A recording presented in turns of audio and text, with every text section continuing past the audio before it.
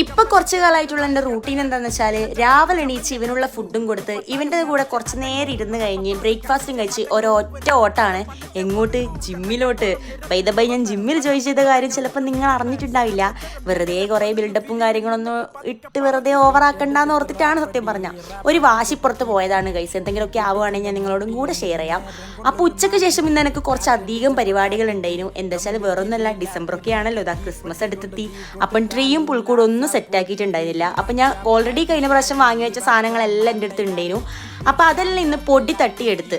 എനിക്ക് ഈ December month ഭയങ്കര ഇഷ്ടമാവുന്നു. എന്താണെന്നറിയില്ല, ഡിസംബർ ആകുമ്പോൾ എനിക്ക് ഏടുന്നില്ലാത്തൊരു ഹാപ്പിനെസ്സും ഭയങ്കര എനർജിയൊക്കെ ആയിരിക്കും ഗൈസ്. എന്തുകൊണ്ടോ എന്തോ എന്നെ പോലെ ആരെങ്കിലും ഉണ്ടെങ്കിൽ ഒന്ന് കമൻറ്റ് ചെയ്യണേ.